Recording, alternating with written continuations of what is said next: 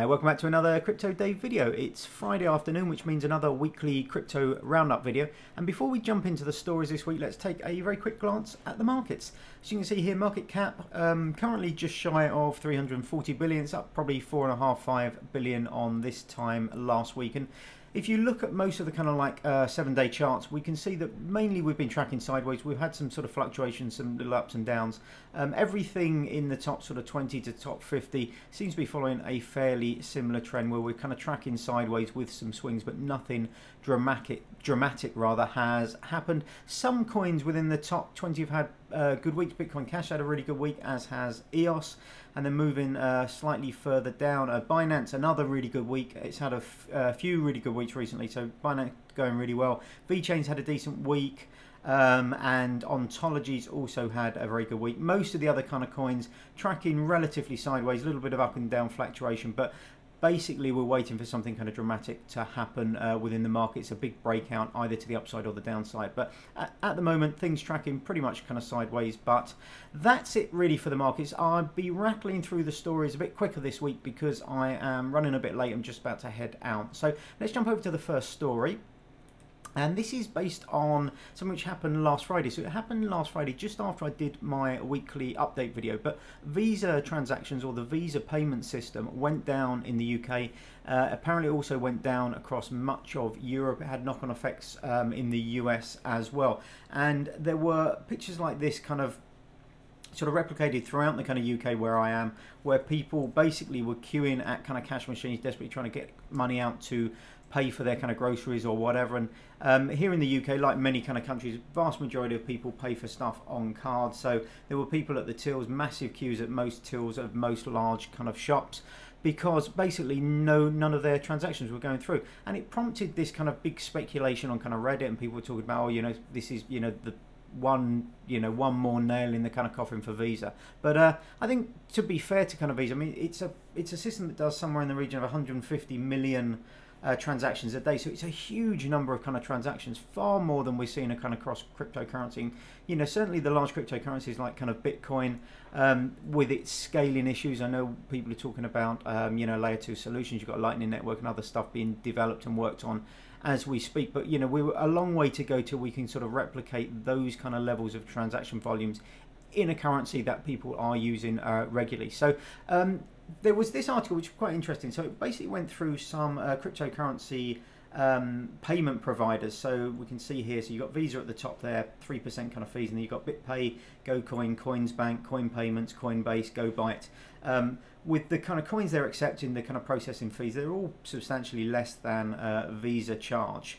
Down to sort of you know, 0% for end user kind of transactions, so merchant transactions with an end user. But then even stuff like Coinbase, which has 0% for that, does then charge merchants to transfer that money back to fiat. But it's quite an interesting article. It's well worth a read through. I'll pop the link below, but it goes through sort of provider by provider, going through kind of like, you know, their kind of pros and cons, the kind of services are offering, how they're kind of scaling and stuff like that. So well worth having a little look at if you've got a few minutes. But let's jump over to the next story. And this is a fantastic article. Occasionally you come across something which is really kind of useful, a really well written piece. And I found this on the cryptocurrency subreddit, I think it was. And basically it's all about storing and securing your cryptocurrencies. And if you are on kind of Reddit, if you're on the cryptocurrency, you'll notice that even today there was somebody asking for advice how they could get hundreds of thousands of dollars back from their kind of Neon wallet. So these kind of things are happening all the time, and it's a really good kind of article. So it steps through a brief introduction, then goes through sort of like known kind of hacks and losses. A lot of these are exchange hacks, but there's also stuff like phishing hacks and bits and bobs like that. And then it goes through how to store your kind of cryptocurrencies, goes through kind of hardware wallets. I have a Ledger Nano S. It's a fantastic device. The Trezors are great devices as well. And then it goes through bit by bit, you know, how to set things up. It uses the Ledger Nano S as an example, but a safe setup guide. How to then store your recovery phrases and stuff like that. It's a really in-depth article, and then it goes through to the bottom and has like a table of these kind of worst case scenarios, so you can kind of look at these and kind of go, okay, even if this kind of happened, would I be okay? And it's amazing the amount of these things that you go through and go, oh, actually, if that happened, you know, I might be kind of done for. If that happened, you know, I might be kind of done for. So it's a really good article. I'll link to it below, but well worth, if you own cryptocurrencies, having a system in kind of place of how you kind of like are backing up your private keys, where you're storing your currency, whether it's on software wallets, hardware wallets, whatever. You can't always put everything on hardware wallets. They don't cover all the kind of cryptocurrencies out there. Also, if you're running things like I do, masternodes and staking and stuff like that, sometimes you have to hold stuff in different wallets for those kind of processes. But it's well worth having a read through this and just basically double checking kind of your own sort of processes for storing your cryptocurrency. So well worth reading that, and I'll link that below.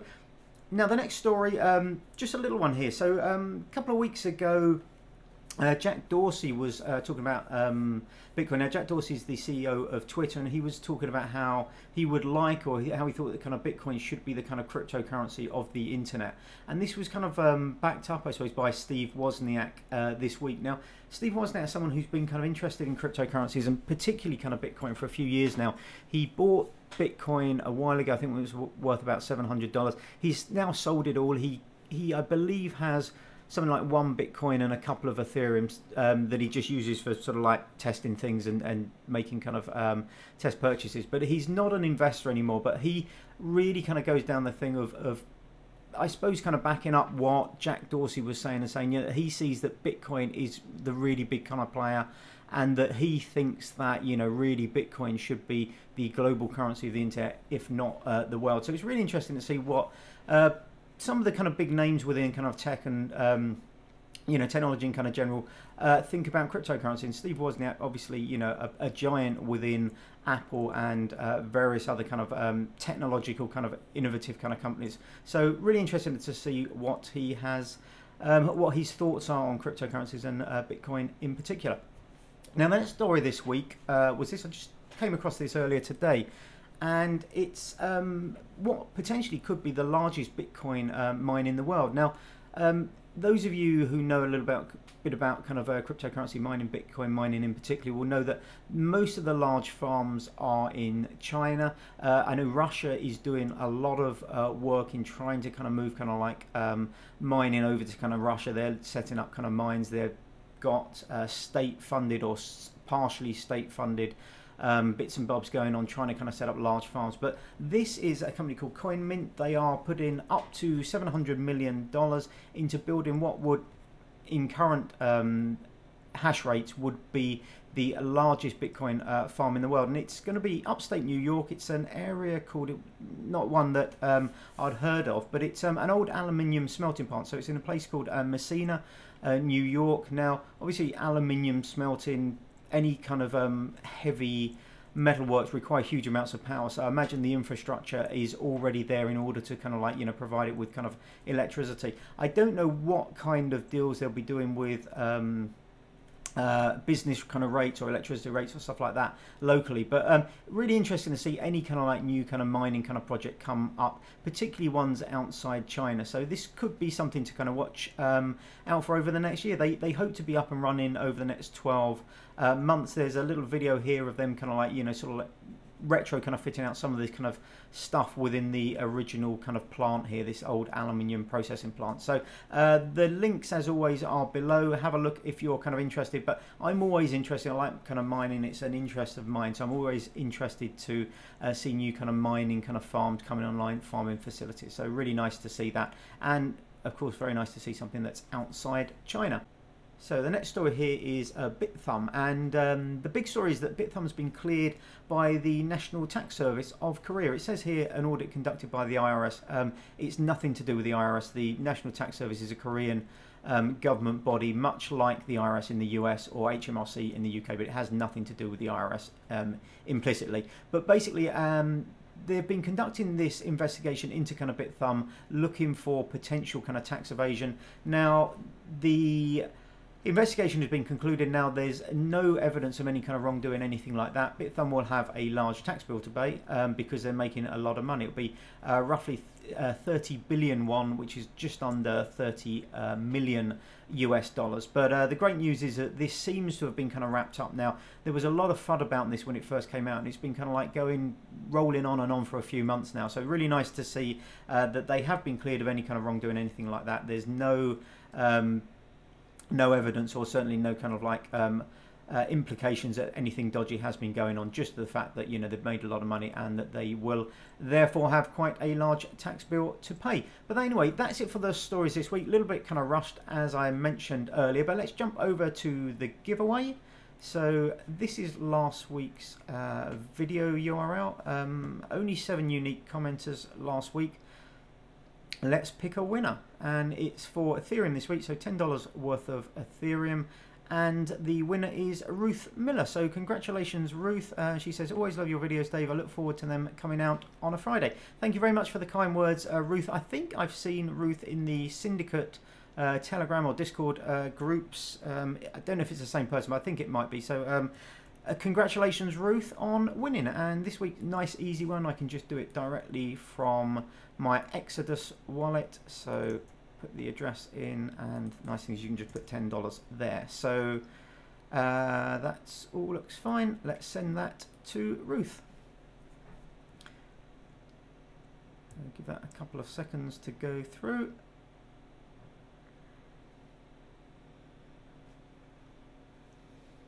There we go, success. So the transactions been successfully sent. Congratulations, Ruth. And if you're interested in entering next week's giveaway, $10 giveaway, it will be for Burstcoin next week. So Burstcoin, it's a coin, it's a proof of capacity coin rather than proof of work, proof of stake. So it's quite an interesting kind of concept. I've been mining it for about a year now. And I've been spending quite a bit of time on it over the last kind of day or so, because they are having a hard fork in the next couple of days. I think it's probably in about 2 or 3 days time now, and all your existing kind of plots will need to be replotted to this kind of new format. So basically I took the opportunity to kind of wipe out all my old plots rather than just convert them. I wanted to tidy up the way I'd done them. It was a little bit piecemeal from when I had just a few drives right at the beginning through to the end. So I've been replotting all my drives. But Burstcoin, burst-coin.org, again, the URL will be below. But if you're interested in entering next week's giveaway, give me a thumbs up, subscribe to the channel, leave a comment below with your Burstcoin address, and you could be in with a chance of winning $10 next week. That's it for this week. Thanks very much for watching. As always, if you could give me a thumbs up, that would be great. Have a great weekend, and hopefully I'll see you on the next video. Bye-bye.